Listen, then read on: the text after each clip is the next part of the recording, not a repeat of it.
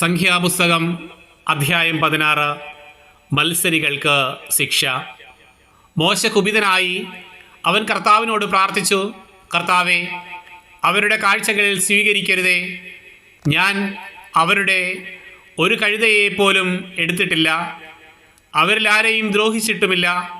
മോശ കോറഹിനോട് പറഞ്ഞു, നീയും നിന്റെ അനുയായികളും നാളെ കർത്താവിൻ്റെ മുമ്പിൽ ഹാജരാകണം. നിങ്ങളോടൊപ്പം അഹ്റോനും ഉണ്ടായിരിക്കും. ഓരോരുത്തനും സ്വന്തം ധൂപകലശത്തിൽ കുന്തുരുക്കമിട്ട് കർത്താവിൻ്റെ സന്നിധിയിൽ കൊണ്ടുവരണം. ആകെ 250 ധൂപകലശങ്ങൾ. നീയും അഹ്റോനും സ്വന്തം ധൂപകലശവുമായി വരണം. ഓരോരുത്തനും തൻ്റെ ധൂപകലശമെടുത്ത് അതിൽ തീയും കുന്തുരുക്കവുമിട്ട് മോശയോടും അഹ്റോനോടുമൊപ്പം സമാഗമ കൂടാരത്തിൻ്റെ വാതിൽക്കൽ നിന്നു.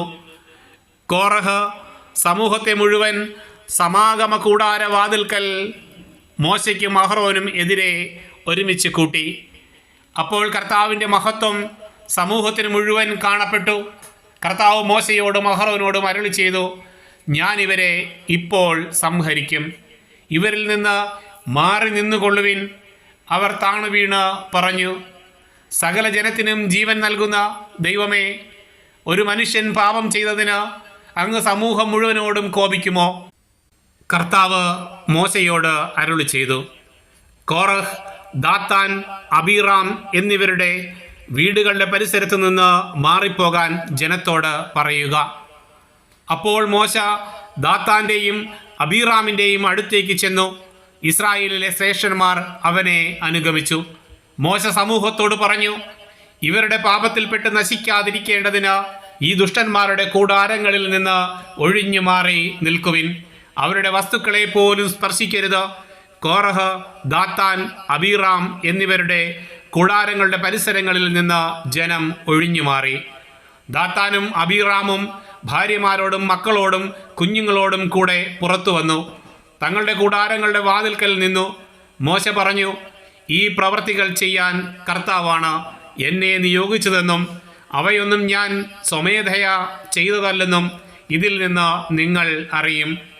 എല്ലാ മനുഷ്യരും മരിക്കുന്നത് പോലെയാണ് ഇവർ മരിക്കുന്നതെങ്കിൽ, എല്ലാ മനുഷ്യരുടെയും വിധി തന്നെയാണ് ഇവർക്കും സംഭവിക്കുന്നതെങ്കിൽ കർത്താവ് എന്നെ അയച്ചിട്ടില്ല. എന്നാൽ കർത്താവിൻ്റെ അത്ഭുത ശക്തിയാൽ ഭൂമി വാപിളർന്ന് അവരെയും അവർക്കുള്ളവയെയും വിഴുങ്ങുകയും ജീവനോടെ പാതാളത്തിലേക്ക് കൊണ്ടുപോവുകയും ചെയ്യുന്നെങ്കിൽ അവർ കർത്താവിനെ നിന്ദിച്ചിരിക്കുന്നുവെന്ന് നിങ്ങൾ അറിയും. മോശ ഇത് പറഞ്ഞു കഴിഞ്ഞപ്പോഴേക്കും അവർക്ക് താഴെ നിലം പിളർന്നു. ഭൂമി വാപിളർന്ന് കോറഹിനെയും അനുചരന്മാരെയും അവരുടെ കുടുംബാംഗങ്ങളോടും വസ്തുവകകളോടും കൂടെ വിഴുങ്ങിക്കളഞ്ഞു. അവരും അവരോട് ബന്ധപ്പെട്ടവരും ജീവനോടെ പാതാളത്തിൽ പതിച്ചു. ഭൂമി അവരെ മൂടി. അങ്ങനെ ജനമധ്യത്തിൽ നിന്ന് അവർ അപ്രത്യക്ഷരായി. അവരുടെ നിലവിളി കേട്ട് ചുറ്റും നിന്ന ഇസ്രായേലിയർ, ഭൂമി നമ്മെ കൂടി വിഴുങ്ങിക്കളയാതിരിക്കട്ടെ എന്നു പറഞ്ഞ് ഓടിയകന്നു. കർത്താവിൽ നിന്ന് അഗ്നി ഇറങ്ങി ധൂപാർച്ചന നടത്തിക്കൊണ്ടിരുന്ന 250 പേരെയും ദഹിപ്പിച്ച് കളഞ്ഞു.